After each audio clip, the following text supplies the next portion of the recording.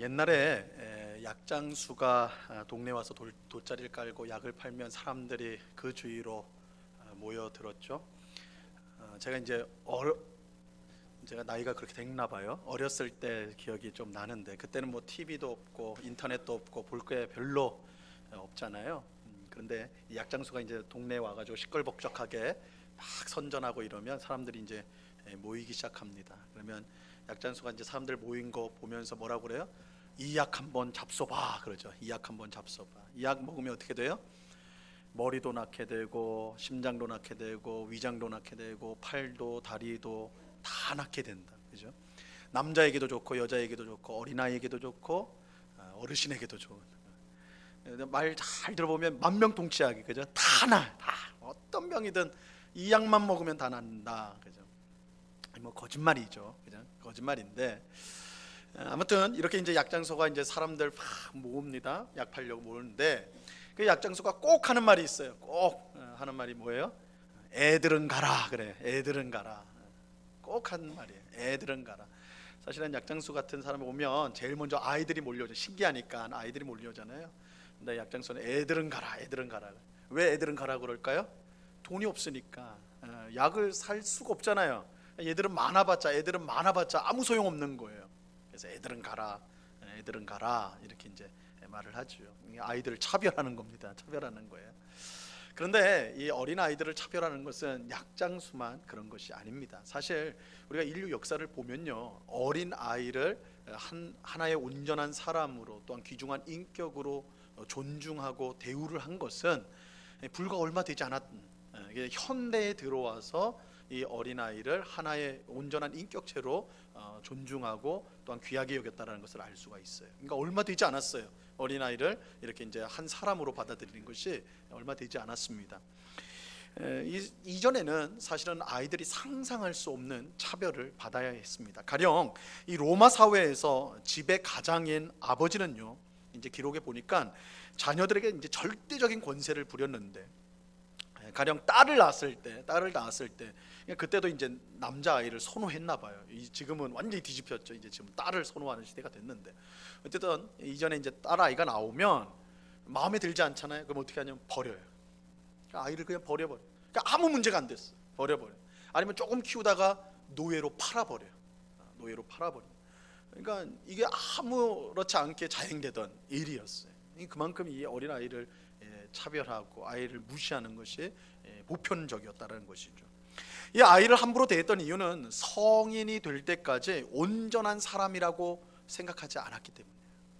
그러니까 다 커야지만 이게 사람이지 그 정도까지는 다 자라지 않으면 이거 사람이 아니라. 그래서 함부로 대했던 것이죠.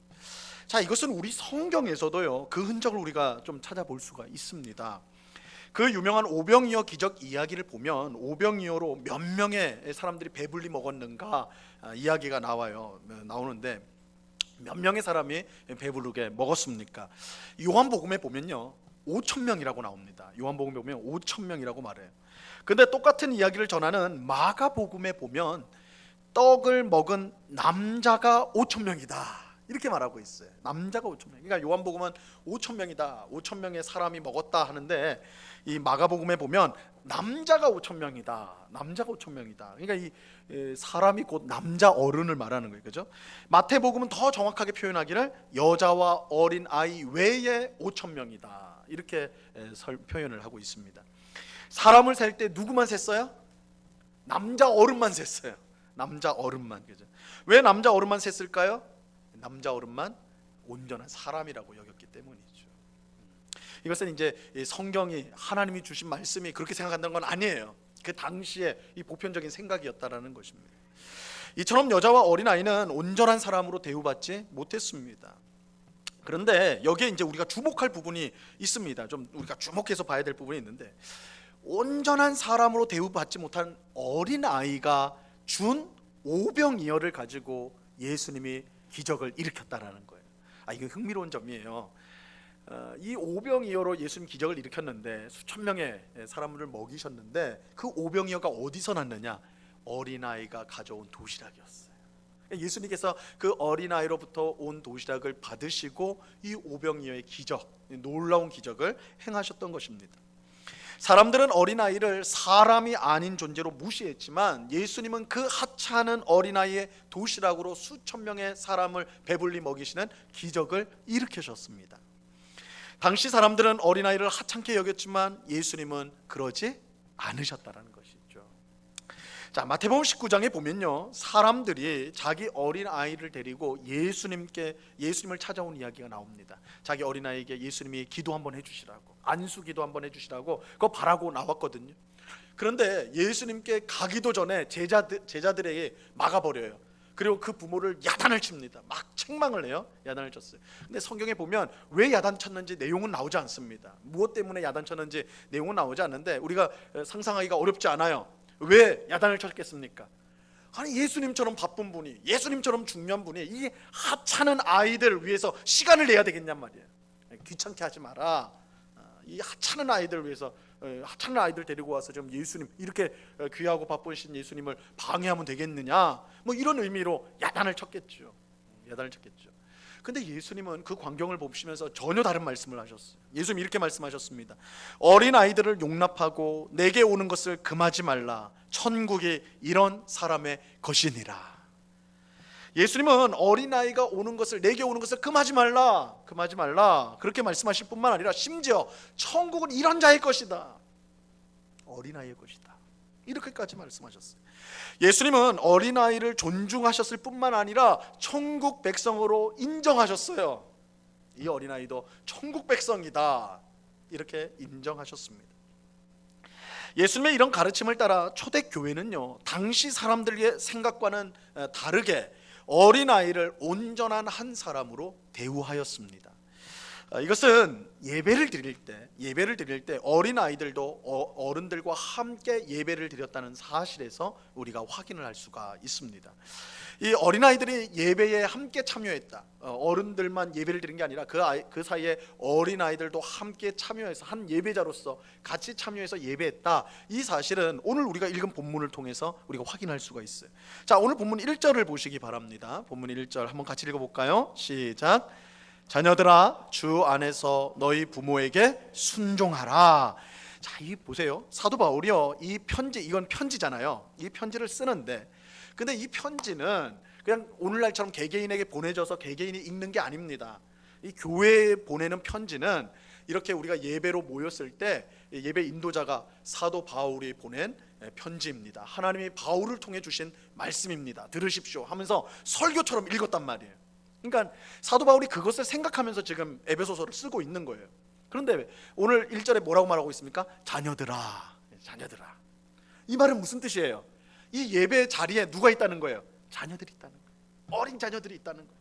뭐 큰 자녀도 있겠지만 자녀들이 있다라는 거예요. 그러니까 바울은 당연히 이 에베소 교회 성도들이 모인 그 예배 자리에 어린 아이, 자녀들이 있을 것이라고 당연히 생각하고 이 편지를 지금 쓰고 있는 거예요.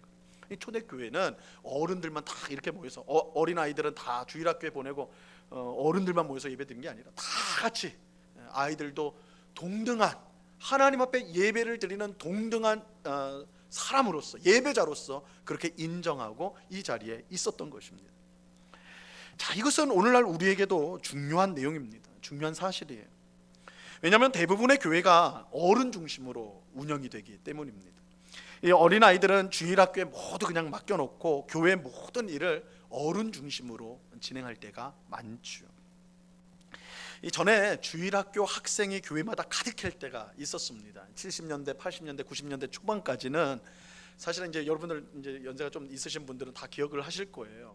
그 70년, 80년, 90년 초반까지는 교회 성도, 어른 성도만큼 주일학교 아이들이 있었습니다. 제가 다니던 모 교회도 작년 어른이 한 200명 모였었는데 우리 중고등부만 한 200명 가까이 됐어요. 그러니까 다 유초등부 다 합치면 훨씬 넘는, 어른들보다 훨씬 많은 숫자가 있었습니다. 근데 이게 제 모교회가 특별해서 그런 게 아니라 그 당시에 대부분의 교회가 그랬어요. 우리 은곡교회도 제가 알기로는 90년대 그랬어요. 어른 숫자보다 아이들이 더 많은. 오늘날 같으면 야, 진짜 복된 교회, 그죠? 근데 그 당시에는 그게 보통이었어요. 그러다 보니까 이 아이들의 중요성이 교회 안에서 아이들이 얼마나 귀중한지를 잘 몰랐어요. 그래서 그때 이제 어른들 중에는 이렇게 말하는 사람이에요. 아이들을 많은 것을 보면서 별로 탐탁지 않으면서 이렇게 말을 했어요. 연보도 못하는 것들이 저렇게 많으면 교회 운영은 어떻게 하나. 이런 말들이 심심찮게 나왔다. 그러니까 어린 아이들이 와가지고 헌금하면 100원, 그저 50원, 지금 뭐 50원도 없겠죠. 하여튼 막 이렇게 뭐 기껏해야 1,000원인데, 근데 교회에서 나가는, 주일학교에 나가는 돈은 많잖아요. 간식도 줘야 되죠. 수련회도 가야 되죠. 뭐도 해야 되죠. 그러니까 어른들이 탐탁지 않게 생각을 했단 말이에요. 그냥 오늘날 같으면 완전히 이제 생각이 다르죠. 오늘같이 막 작년 수만큼 아이들이 있는, 어린아이가 있는 교회라면 그거 정말 복된 교회인데, 그 당시에는 그 귀중함을 모르고 그렇게 얘기했던 그런 때가 있었어요. 여러분, 교회는요, 어린아이들을 귀하게 여겨야 합니다. 어린아이들을 귀하게 여겨야 돼요. 어린아이들이 여러 가지로 부족하고 경제적으로 보탬이 안 되더라도 우리는 예수님이 그들을 귀하게 여겼던 것처럼 우리 또한 그들을 귀하게 여겨야 합니다. 예수님은 지극히 작은 자 하나에게 한 것이 곧 내게 한 것이라고 말씀하셨어요. 소자에게 한 것이 내게 한 것이다. 여기서 이 소자는 물론 어린 아이들만, 나이가 어린 그 아이들만 가리키는 건 아니겠죠. 뭐 사회적으로 경제적으로 작은 자들을 다 총칭하는, 전부를 포함하겠지만, 그러나 분명한 것은 이 소자, 작은 자 안에는 분명히 어린 아이도 포함되어 있다는 거예요. 그 어린 아이에게 한 것이 곧 내게 한 것이다. 주님께서 말씀하십니다. 하나님이 기뻐하시는 교회는 어린 아이를 귀하게 여기고 섬기는 교회입니다. 사도 바울은 어린 아이들에게 직접 주님의 말씀을 전함으로써 어린 아이들이 교회에서 중요한 존재라는 것을 지금 알려주고 있습니다. 자녀들아, 얘들아, 너희도 하나님의 백성이니까 하나님의 말씀을 들어야 돼. 이게 오늘 1절에 담겨 있는 말씀의 뜻입니다. 자, 이제 좀 더 오늘 본문 말씀을 자세히 살펴보도록 하겠습니다. 우리는 지난 주일에 성령으로 충만한 성도가 가정에서 어떻게 행동해야 되는가, 그것을 살펴보았는데, 특별히 이 부부 관계에 초점을 맞춰서 말씀을 드렸습니다. 성령으로 충만한 아내는 교회가 주께 하듯이 남편에게 복종합니다. 그죠? 이게 성령 충만한 아내의 모습이다라고 말씀을 드렸어요. 성령으로 충만한 남편은 그리스도께서, 예수님께서 교회를 위해 자기의 목숨을 주면서 사랑했듯이 자기 아내를 사랑하는 사람이다. 이게 이제 성령으로 충만한 남편이에요. 남편. 자, 오늘 본문은 성령으로 충만한 자녀와 부모가 서로에게 어떻게 대해야 되는가, 그것을 가르쳐주고 있습니다. 자, 오늘 본문 1절을 우리가 다시 한번 보도록 하겠습니다. 1절 말씀을 다시 읽겠습니다. 시작. 자녀들아, 주 안에서 너희 부모에게 순종하라. 이것이 옳으니라. 성령으로 충만한 자녀들은 부모에게 어떻게 해야 됩니까? 주 안에서 순종해야 됩니다. 성령으로 충만한 자녀는 부모에게 순종해야 돼요. 그런데 여기서 이 순종이라는 말은요, 우리가 지난주에 살펴본 아내가 남편에게 복종해야 된다라고 할 때보다, 그 말보다 더 강한 의미를 갖고 있어요. 이 아내가 남편에게 복종한다고 할 때, 이 복종이란 단어는 기꺼이 자발적으로 하는 복종을 말하는 것입니다. 그러니까 정말 마음에 우러나서 하는 것. 그래서 아내가 막 강제로 억지로 남편에게 복종하는 게 아니에요. 순종하는 게 아니에요. 그건 성경의 말씀의 뜻이 아니에요. 진짜 기쁨으로, 교회가 주님께 기꺼이 헌신하듯이 아내가 남편에게 복종을 해야 되는 거예요. 그런데 여기 나오는, 오늘 본문에 나오는 자녀가 부모에게 순종할 때 한다고 할 때 이 순종이란 말은 복종보다 강한 의미를 갖고 있어요. 이거는 의무적으로 순종해야 된다. 그러니까 반드시 순종해야 된다. 반드시 순종해야 된다. 그런데 이처럼 자녀가 부모에게 순종해야 할 의무를 가지는 이유는 부모가 양육의 책임을 지고 있기 때문입니다. 양육의 책임을 가지고 있기 때문이에요.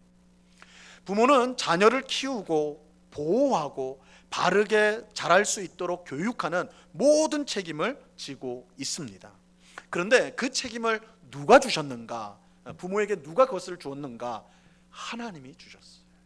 그러니까 우리가 낳은 아이니까 당연히 우리가 키워야지 이렇게 생각하지만, 하나님이 그 책임을 부모에게 주신 것입니다. 부모에게 주셨어요. 원래 모든 사람의 부모는요, 하나님입니다. 왜냐하면 하나님이 우리 각 사람에게 생명을 주셨기 때문입니다. 그래서 생명을 주신 분이 부모잖아요. 이렇게 따지면 아주 궁극적으로 따져보면 하나님이 우리 모든 사람에게 생명을 주셨기 때문에 하나님이 우리 모두의 부모라고 할 수가 있습니다. 그래서 그런데 하나님께서 우리를 길러주시는 부모가 되시는데 직접 하지 않고 누구를 세웠어요? 부모를 세우신 거예요. 부모를 우리 위해 세워서 우리를 키우도록 그렇게 하신 것입니다. 이렇게 보면 부모는 하나님을 대신하여 우리를 키우는 분입니다. 그렇게 우리가 부모에게 순종하면 그것은 곧 하나님께 순종하는 것이고, 우리가 부모에게 불순종하면 그것은 곧 하나님께 불순종하는 일이 되는 것입니다. 그래서 오늘 본문 1절을 보면 그냥 부모에게 순종하라 이렇게 말씀하지 않고요, 뭐라고 그래요? 주 안에서 부모에게 순종하라, 주 안에서 부모에게 순종하라고 말씀하고 있습니다.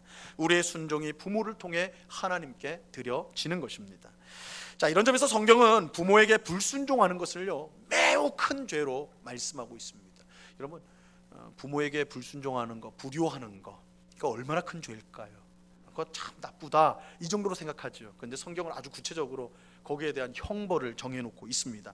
신명기 21장 18절에서 21절에 보면요, 이 부모의 말을 듣지 않는 아주 패역한 아들, 그러니까 이거는 그냥 한두 번 불순종하는 이 정도가 아니라 완전히 이거는 진짜 부모를 이제 배신한, 아주 마음이 강팍하여 가지고 부모 말은 전혀 듣지 않고 부모를 해하려고 하고 막 이런 그런 패역한 아들의 경우인데, 그런 아들을 어떻게 처리해야 되는가, 그 율법이 나와요. 부모는 먼저 이 패역한 아들을요 성문으로 끌고 갑니다. 성문으로. 근데 이제 여러분 구약 성경에서 이 성문으로 간다라는 표현은 오늘 우리식으로 하면 법원으로 간다는 거예요. 법원. 재판 받으러 간다는 거예요. 재판. 부모가 아이를 끌고, 패역한 아들을 딱 끌고 재판을 받으러 가는 거예요. 그래서 성문에 가면 거기는 장로들이 있습니다. 우리식으로 하면 재판장들이 있는 거죠. 부모는 이 아들이 얼마나 패역한 아들인지, 얼마나 불순종하는 아들인지 말을 해요. 그러면 이 장로들이, 재판장들이 그 얘기를 듣고 판결을 내립니다. 아, 진짜 이 패역한 아들이 맞다. 그럼 어떤 판결을 내리느냐? 신명기 21장 21절 말씀인데 한번 보세요. 그 성읍의 모든 사람들이 그를 돌로 쳐 죽일지니 이같이 내가 너희 중에서 악을 제하라. 그리하면 온 이스라엘이 듣고 두려워하리라. 그럼 패역하여서 부모에게 불순종하는 아들에게 어떤 형벌이 주어집니까? 모든 동네 사람들이 돌 가지고 나와서 그 아들을 쳐 죽이는 거예요. 사형이에요, 사형. 아유, 너무 놀랍지 않습니까? 부모에게 거역하는 거, 부모를 해하는 거, 그런 자식은요 하나님께서 율법을 통해서 죽이라고, 사형에 처하라고 그렇게 말씀하고 있습니다. 이 굉장히 놀라운 것이죠. 그러니까 부모에게 이 부모를 순종하지 않는 거, 거역하는 것이 얼마나 큰 죄인가, 하나님 보실 때 그 얼마나 큰 죄인가 분명히 보여지는 거예요.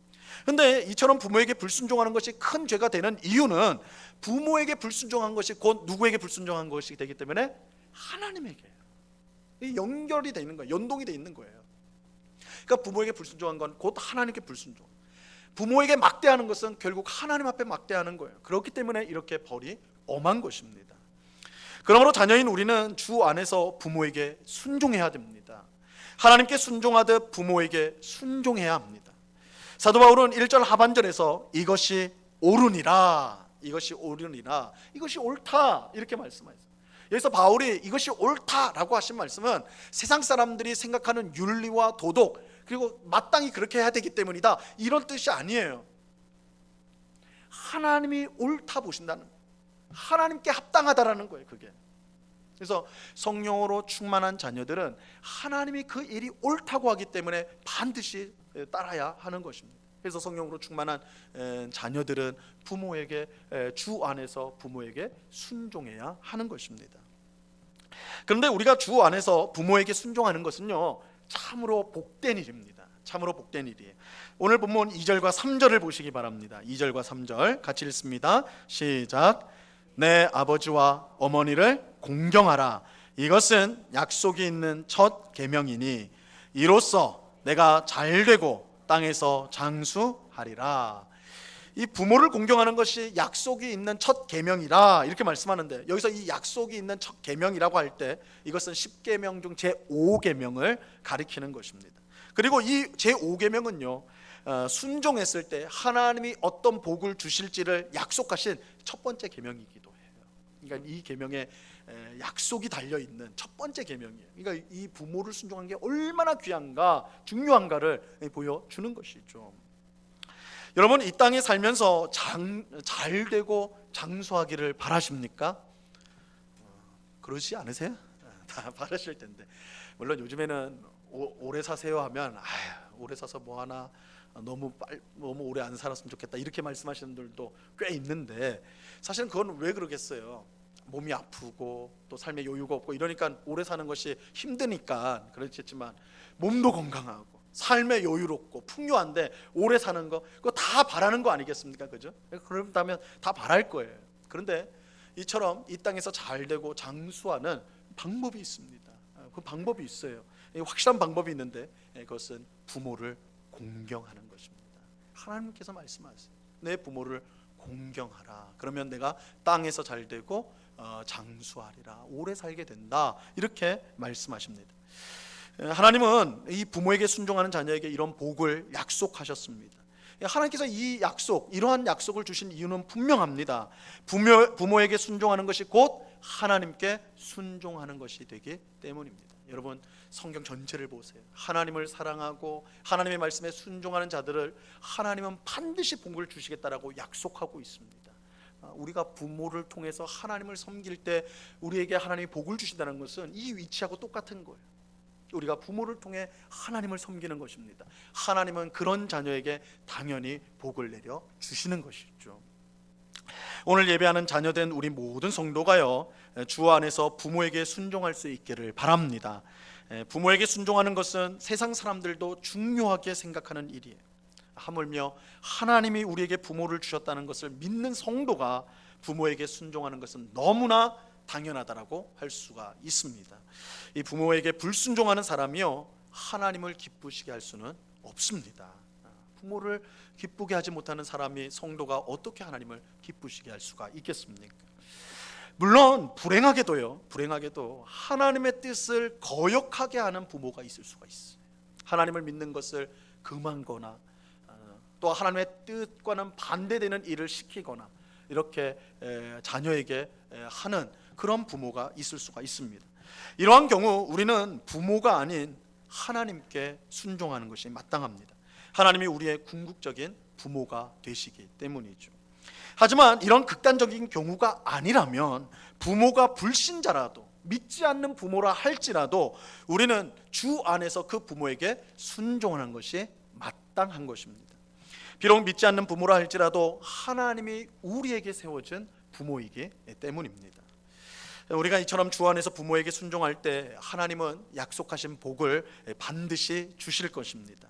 부모에게 순종하는 것이야말로 성령으로 충만한 성도가 반드시 해야 되는 일입니다. 이러한 사실을 기억하고 주 안에서 항상 부모에게 순종하는 오늘 우리 모두가 될 수 있기를 바랍니다. 자, 이제 성령으로 충만한 부모가, 이제 거꾸로 돼서 부모가 자녀에게 어떻게 대해야 될지를 살펴보도록 하겠습니다. 오늘 본문 4절 말씀을 보시기 바랍니다. 4절 다 같이 읽습니다. 4절 시작. 또 아비들아, 너희 자녀를 노엽게 하지 말고 오직 주의 교훈과 훈계로 양육하라. 자, 이 말씀에 먼저 우리가 이제 주목할 사실은요, 부모들아라고 하지 않고 아비들아, 아버지들이요 이렇게 말했다는 사실을 주목할 필요가 있습니다. 왜 아버지에게만 말하는 것일까?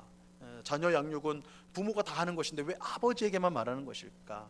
여기서 이 아비들아, 아버지들아 이렇게 할 때 사실은 그 속 안에는 이 어머니들도 다 포함되어 있다고 볼 수가 있습니다. 그러니까 부모를 대표하여서 아버지를 말했다 이렇게 할 수가 있으니까 이건 반드시 아버지만에게만 준 말씀은 아니다 이렇게 이제 이해할 수 있고요. 그럼에도 불구하고 특별히 아비들아 이렇게 사도 바울이 말하는 것은 아버지가 가장으로서 자녀 양육의 최종적인 책임을 가지고 있기 때문입니다. 자, 이것은 아버지는 집 밖의 일을 주로 하고 어머니는 자녀 양육과 같은 집안의 일을 주로 하는 것으로 나누는 것, 우리가 보통 그렇게 생각을 하잖아요. 남편은 바깥에 일을 하고 바깥 일을 하고 아내는 집안 일을 하는데 그 집안 일 안에 자녀 양육이 있으니까 집안 일을 하는 것이다. 이렇게 우리가 나누는데 그렇게 나누는 것이 바람직하지 않다라는 것을 알려주는 것입니다. 물론 요즘은 부부가 모두 직업을 가진 경우가 많아서 집안일도 이제 서로 나누어 하는 것이 보통이지만, 근데 여전히 자녀 양육에 관해서는, 자녀를 양육하는 일에 대해서는 이제 어머니 쪽이, 엄마가 대부분 그 일을 하는 경우가 더 많은 것 같아요. 확실히 많은 것 같아요. 하지만 하나님이 가정의 질서상 아버지를 가장으로 세우셨기 때문에 가정의 중요한 문제인 이 자녀 양육의 책임을 져야 하는 것입니다. 그래서 사도 바울은 지금 아비들아, 아버지들이여 이렇게 일부러 말씀하고 있습니다. 그런데 아버지들이 자녀 양육에 있어 제일 먼저 주의해야 될 것이 있어요. 주의해야 될 것. 그게 뭐냐? 자녀를 노엽게 하지 말아야 합니다. 자녀를 노엽게 하지 말아야 돼요. 사실 이 말씀은 당시 사람들에게는 이거 굉장히 충격적인 말씀이에요. 오늘날 같으면 뭐 그렇지, 자녀를 화나게 하면 안 되지, 뭐 받아들여요. 그러나 2000년 전에 이 성경이 기록될 당시에 사람들이 이 말씀 보고 깜짝 놀랐을 거예요. 왜냐하면 자녀들이 아버지를 노엽게 하는 것이 문제지, 아버지가 자녀를 노엽게 하는 건 그건 하등 문제가 될 게 없어요. 늘 일어나는 일이니까. 근데 사도 바울은 지금 거꾸로 말하고 있단 말이에요. 아버지들에게 자녀를 노엽게 하지 마십시오. 이게 굉장히 충격적인 것이죠. 당시 아버지들은요, 자녀들에 대해서 거의 무제한적인 권세를 가지고 있었습니다. 그래서 앞서 제가 설교 시작할 때 말씀드린 것처럼 당시 기록을 찾아보면 아버지가 원치 않는 딸은요, 얼마든지 버릴 수가 있었어. 노예로 팔아버릴 수가 있었어. 성인이 된 아들이라도 마음에 들지 않으면요, 언제든지 때릴 수가 있었어. 때리고 옥에 가두고 심지어 죽일 수도 있었어. 그러니까 이거는 거의 무소불위의 권력을 자녀들에게 아버지가 갖고 있던 시대가 그런 시대예요. 그러니까 이 놀라운 말씀이죠. 자녀들을 노엽게 해서는 안 된다. 아비들아, 자녀를 노엽게 해서는 안 된다. 그러면 성령으로 충만한 아버지는요, 절대 그렇게 해서는 안 돼요. 자녀를 노엽게 해서는 안 돼요. 아버지는 자녀를 노엽게 해서는 안 되는데, 즉 자기 마음에 안 든다고, 내 말을 듣지 않는다고, 내가 기분이 나쁘다고 자녀를 함부로 대해서는 안 됩니다. 아버지가 자녀를 노엽게 해서는 안 되는 이유는 자녀가 자기의 것이 아니기 때문에. 자녀가 내 것이 아니기 때문에. 자녀가 내 것이 아니라 누구의 것이에요? 하나님의 것이. 하나님의 것이. 부모, 하나님께서 우리를 위해 부모를 세워 주셨듯이, 부모를 주셨듯이 하나님은 또한 우리를 위해 자녀를 주셨습니다. 이렇게 보면 부모나 자녀나 사실은 하나님이 주신 거예요. 하나님이 주신 존재입니다. 내 것이 아니에요. 여러분, 부모된 우리가 가장 많이 하는 착각이 자녀를 내 소유로 생각하는 거예요. 내 것으로 생각하는 것입니다. 내 몸에서 나왔고 내가 지금까지 정성껏 길러왔으니까, 정말 내 생명을 다해 길러왔으니까 얘는 내 거다, 이렇게 생각을 해요. 그래서 자녀를 내 마음대로 조종하고 싶어 해요. 내 마음대로 움직이고 싶어 한단 말이에요. 물론 어떤 부모도 자녀를 조종한다라고 말하지는 않습니다. 그렇게 말하는 부모는 없어요. 모두가 자녀를 사랑한다고 그래요. 다 자녀를 사랑한다고 그래요. 하지만 자녀를 사랑한다고 말하면서도 자녀의 말에 귀를 기울이고 그들의 생각과 감정을 존중하기보다는 부모의 말을 일방적으로 강요하고 부모의 생각과 감정을 무조건 따르도록 할 때가 얼마나 많은가. 한번 잘 생각해 보세요. 여러분들 자녀의 말에 귀를 기울인 적 있습니까? 자녀들이 어떤 감정과 어떤 마음을, 어떤 생각을 품고 있는지 거기에 대해서 깊은 관심을 가져본 적이 있어요?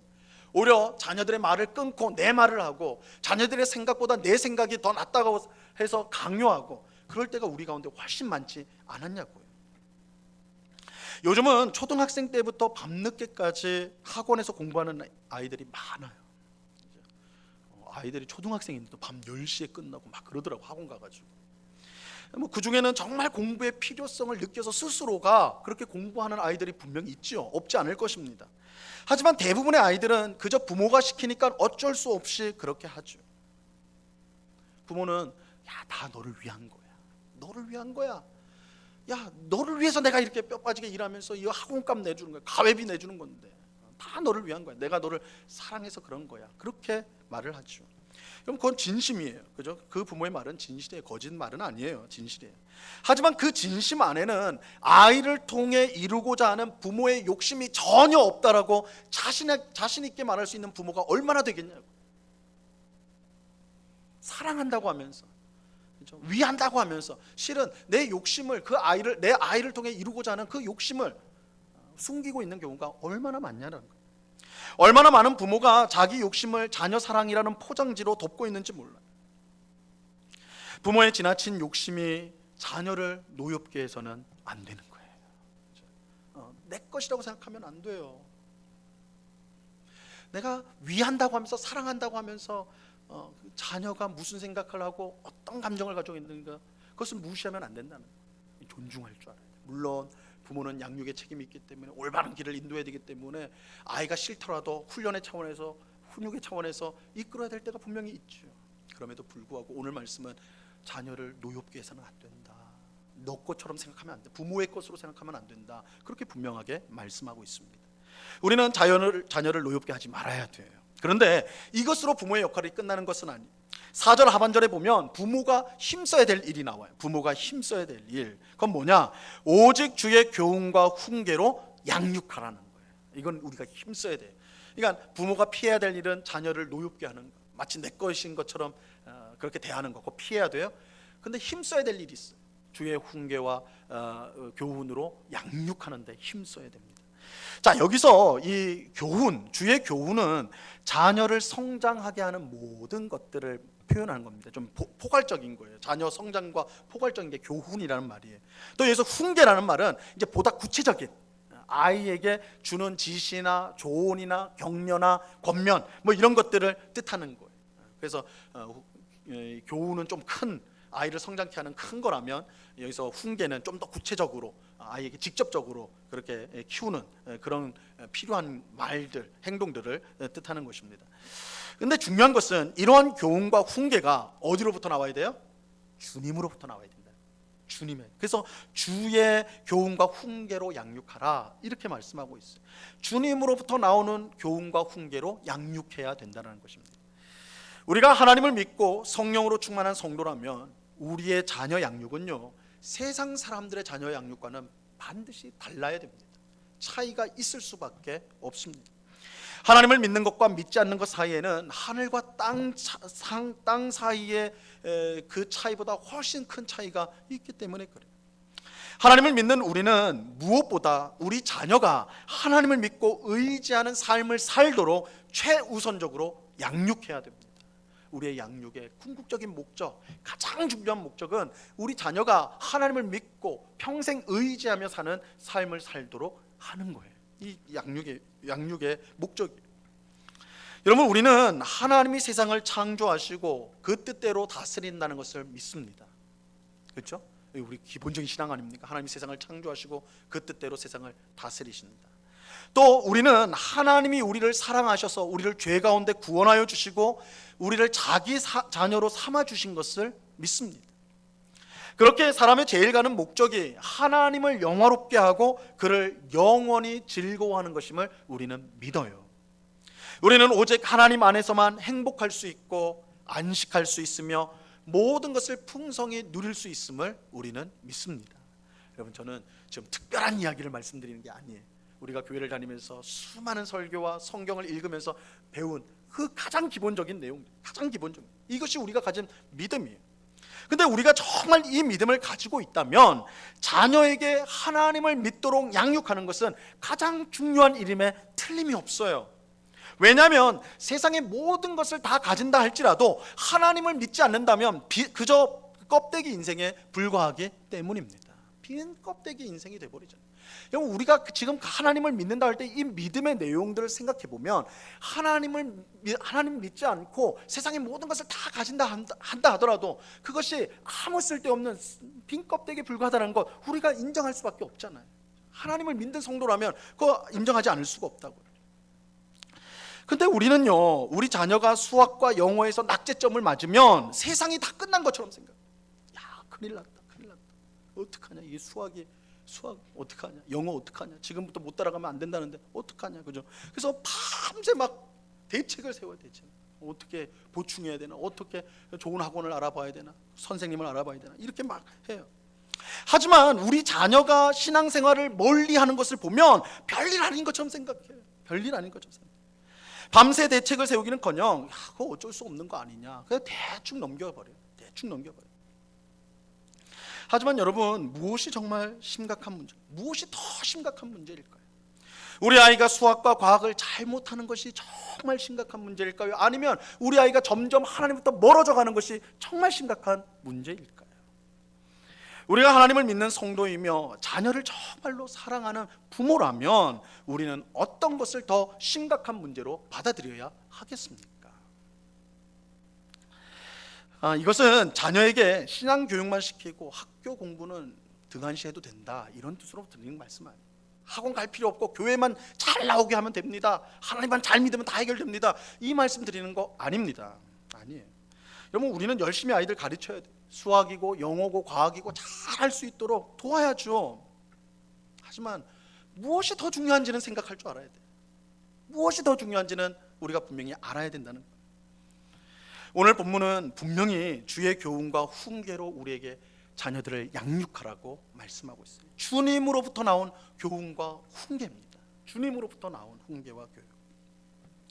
하나님이 세상의 창조주이며 구원자이며 심판자인 것을요, 우리는 자녀들에게 부지런히 알려주어야 됩니다. 하나님을 믿는 성령으로 충만한 부모는 무엇보다 주의 교훈과 훈계로 자녀를 양육해야 하는 것입니다. 여러분, 우리의 자녀는 우리의 것이 아닙니다. 자녀는 우리의 것이 아니에요. 주님의 주신 자녀예요. 주님이 주신 자녀.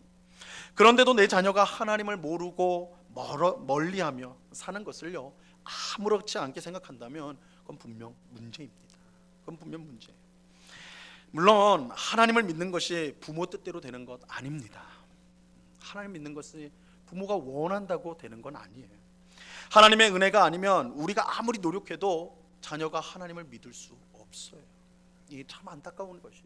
그렇죠? 자녀를 위해서 늘 눈물로 기도하는 부모들이 많습니다. 근데 우리의 힘으로 안 돼요. 우리가 억지로 교회에 앉혀놓는다고 해서 하나님 믿을 수 있는 거 아니에요. 그러니까 왜 자녀가 안 믿습니까? 이렇게 따질 수 있는 문제는 아니에요. 그것 때문에 너무 죄책감을 가지거나 이럴 필요는 없어요. 하나님의 은혜가 아니면 되질 않으니까. 하지만 우리가 믿게 할 수는 없다 할지라도 그들에게 부지런히 하나님을 가르칠 수 있어요. 그들이 하나님을 만날 수 있도록 계속 기회를 만들어 줄 수가 있어요. 그들이 정말 하나님의 이야기와 또한 하나님의 역사를 경험할 들을 수 있도록 그런 장들을 부모는 얼마든지 노력하여서 만들 수가 있다라는 거예요.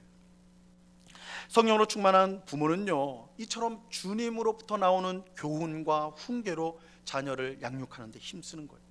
자녀가 하나님을 만날 수 있도록 기도를 합니다. 자녀가 하나님을 인정하고 그의 뜻을 구하며 살아갈 수 있도록 옆에서 돕는 거예요. 옆에서 돕는 거예요. 하나님은 우리가 자녀에게 하나님을 가르칠 때요, 하나님을 가르칠 때 반드시 귀한 복을 주실 것입니다. 내 자녀가 내 것이 아니라 하나님이 주신 선물임을 인정할 때에 하나님은 바르게 양육할 지혜를 주실 것입니다. 하나님은 우리의 자녀가 복되기를 누구보다 바라세요. 어쩌면 부모인 우리가 내 자녀가 잘 되기를 바라는 것보다 하나님은 더 바라실지 몰라요.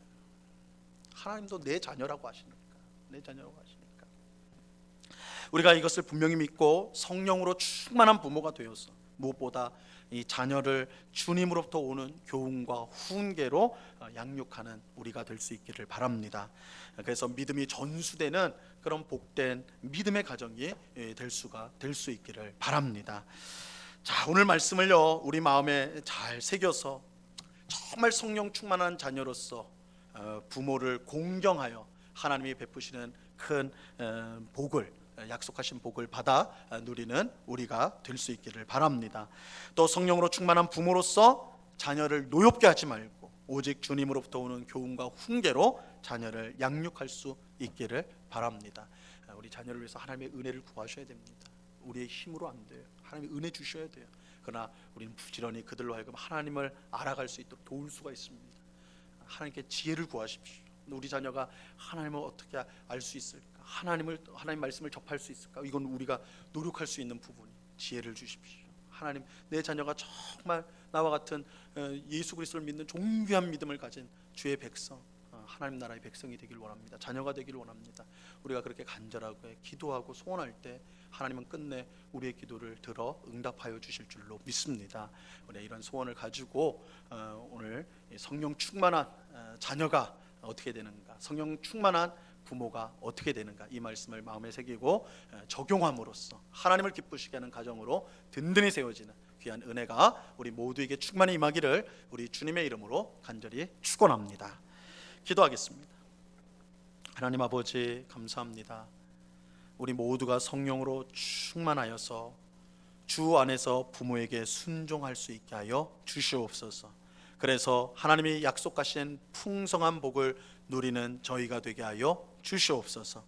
주님, 또한 우리가 성령으로 충만한 부모가 되기를 원합니다. 그래서 자녀를 노엽게 하지 않게 하시고 오직 주님으로부터 오는 교훈과 훈계로 양육하여 저들로 하나님을 나의 하나님으로 고백하고 평생 하나님을 의지하며 따르는 복된 주의 백성으로 그렇게 양육하는 일에 힘쓰는 저희가 되게 하여 주시옵소서. 아버지 하나님, 부모님을 위하여 또한 우리 자녀들을 위하여 기도하는 많은 성도들이 있습니다. 특별히 저들의 구원을 위해서 간절한 마음으로 기도하는 기도가 있사오니, 성도의 기도가 있사오니 우리 하나님께서 그 기도를 들으시고 응답하여 주사 우리 모든 성도들의 가정이 믿음의 가정으로 변화되고 새로워지는 귀한 역사가 있게 하여 주시옵소서. 감사하오며 예수 그리스도 이름으로 기도드리옵나이다. 아멘.